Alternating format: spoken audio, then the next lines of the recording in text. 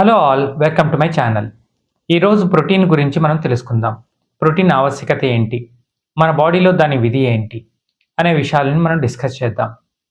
ఈ మధ్య nutrition surveys ఏం చెప్తున్నాయంటే, మన ఇండియాలో చాలామంది న్యూట్రిషన్‌లో ప్రోటీన్ కంటెంట్ చాలా తక్కువ ఉందని ఆ సర్వేల ప్రకారం తెలుస్తోంది. అంటే మన ఇండియన్ ఫుడ్‌లో ఎక్కువగా మనం కార్బోహైడ్రేట్స్‌కి, ఫ్యాట్స్‌కి ఇచ్చిన ఇంపార్టెన్స్ ప్రోటీన్‌కి ఇవ్వటం లేదు. సో, ప్రోటీన్ డెఫిషియన్సీ వల్ల ఎన్నో ప్రాబ్లమ్స్, హెల్త్ ఇష్యూస్ తలెత్తుతున్నాయి. వాటి గురించి ఈరోజు మనం ఈ వీడియోలో డిస్కస్ చేద్దాం. మనిషి పుట్టినప్పుడు 2-4 కిలోల లోపే ఉంటారు. మరి ఇప్పుడు పెరిగి పెద్దయ్యేసరికి దాదాపుగా యావరేజ్‌న 70-80 కేజెస్ వరకు పెరుగుతున్నారు. దానర్థం ఇంత పెద్ద బాడీ పెరగడానికి, ఈ సెల్ డివిజన్ జరగడానికి ప్రధానమైన న్యూట్రిషన్ ఏదండి అంటే అది ప్రోటీనే. సెల్ డివిజన్ జరిగి కణాల కొత్త కణాలు జనరేట్ అవ్వడానికి ఈ ప్రోటీన్ ఎంతగానో ఉపయోగపడుతుంది. అంతేకాదు మన మజిల్ గ్రోత్‌కి, మజిల్ రిపేర్‌కి, మన హెయిర్ అండ్ నెయిల్స్ ఆర్గాన్స్ డెవలప్‌మెంట్‌కి ఈ ప్రోటీన్ ఎంతగానో ఉపయోగపడుతుంది. పిల్లల్లో ఎదుగుదలకి ప్రోటీన్ చాలా ఉపయోగపడుతుందండి. అంతేకాదు మనిషి ఇమ్యూన్ సిస్టమ్‌ని కూడా డెవలప్ చేస్తుంది. తరచుగా cough, cold, mild fever, headache, throat pain ఇవన్నీ కూడా ఇమ్యూన్ సిస్టమ్ డెఫిషియన్సీ వల్ల, ఇమ్యూన్ సిస్టమ్ వీక్‌గా ఉండడం వల్ల మనకు తలెత్తుతుంటాయి. అంతేకాదు మన బాడీలో ఎంజైమ్స్‌ని, హార్మోన్స్‌ని డెవలప్ చేయాలన్నా కానీ, డైజెస్టివ్ హార్మోన్స్ కావచ్చు, ఇన్సులిన్ కావచ్చు, ఇతర హార్మోన్స్ మనకి ఎసెన్షియల్ హార్మోన్స్ బాగా ఉత్పత్తి అయ్యి ఆరోగ్యంగా ఉండడానికి ప్రోటీన్ ఎంతగానో ఉపయోగపడుతుంది. హిమోగ్లోబిన్ కూడా ఒక ప్రోటీనేనండి. ఈ ప్రోటీన్ మన బ్లడ్‌లో ఆక్సిజన్ సరఫరా బాగా ఉండేటట్లు అది చూసుకుంటుంది. అంతేకాదు మనం తిన్న ఆహారంలో విటమిన్స్, మినరల్స్, ఇతర న్యూట్రియంట్స్, మైక్రో న్యూట్రియంట్స్ మన బ్లడ్‌లో గుండా ట్రావెల్ అవ్వడానికి ఈ ప్రోటీన్ ఎంతగానో ఉపయోగపడుతుంది.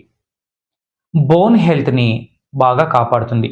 ఇప్పుడు మనిషి బరువు పెరుగుతున్నాడు కదా! ఆ బరువు అంతా మోస్తున్నదేంటంటే బోన్సే.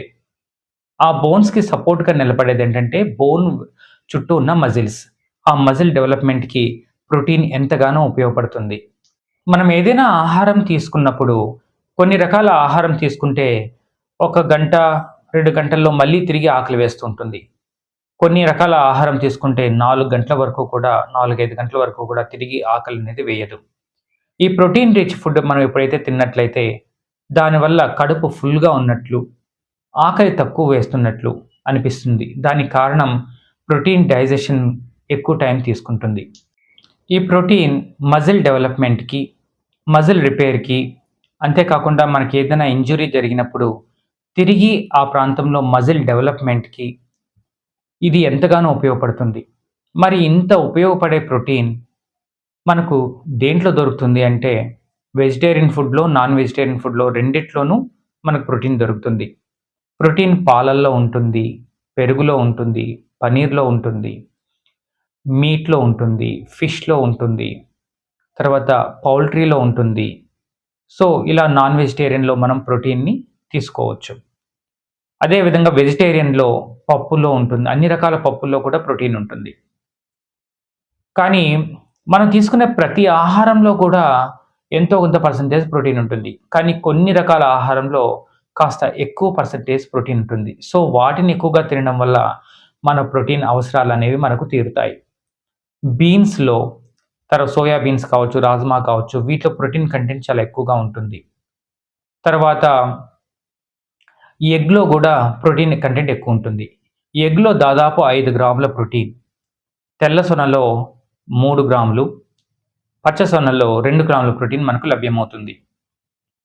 సో, ఈ ప్రోటీన్ మనం ఎంత తీసుకోవాలి పర్ డే అంటే, మన బాడీ వెయిట్ ఎంత ఉంటుందో అన్ని గ్రాముల ప్రోటీన్ మనము తీసుకోవాల్సుంటుంది. నేను 70 గ్రాముల వెయిట్ ఉంటే 70 కిలోల వెయిట్ ఉంటే 70 గ్రాముల ప్రోటీన్ నేను తీసుకోవాలి. బాగా సెడెంటరీ అంటే కూర్చొని వర్క్ చేసే వాళ్ళెవరైనా ఉంటే పర్ కేజీకి 0.8 గ్రామ్స్ తీసుకున్నట్లయితే సరిపోతుంది. అదే కాస్త అథ్లెట్స్ కావచ్చు, జిమ్‌లో వర్కౌట్స్ చేసేవాళ్ళు కావచ్చు, అలాంటి వాళ్ళు ఇంకా 1 గ్రామ్ కంటే కాస్త ఎక్కువగా 1.5 గ్రామ్స్ వరకు కూడా తీసుకోవచ్చు. ప్రోటీన్ తినాలి కదా అని ఎక్కువ మోతాదులో అవసరం కంటే ఎక్కువగా తీసుకున్నట్లయితే ఆ ఎక్కువగా తీసుకున్న ప్రోటీన్ క్యాలరీస్గా కన్వర్ట్ అయ్యి ఆ క్యాలరీస్ ఖర్చు కాకపోతే అది కూడా కాస్త ఫ్యాట్గా మారిపోయి మన బాడీలో పేరుకుంటుంది. అదే మనకు ఓవర్ వెయిట్ అయ్యే ఛాన్సెస్ కలిగిస్తుంది. సో ఈ విధంగా మనకు తగినంత ప్రోటీన్ తీసుకుంటే హార్ట్ ప్రాబ్లమ్స్ కావచ్చు, షుగర్ కావచ్చు, ఇవి రాకుండా కూడా మనము ప్రివెంట్ చేసుకోవచ్చు. ప్రోటీన్ చాలా అవసరమండి. మన ఆహారంలో ప్రోటీన్ యాడ్ చేసుకొని సంతులిత ఆహారం తీసుకుంటూ ఆరోగ్యంగా, ఆనందంగా జీవిస్తారని మనస్ఫూర్తిగా కోరుకుంటున్నాను. Thank you very much.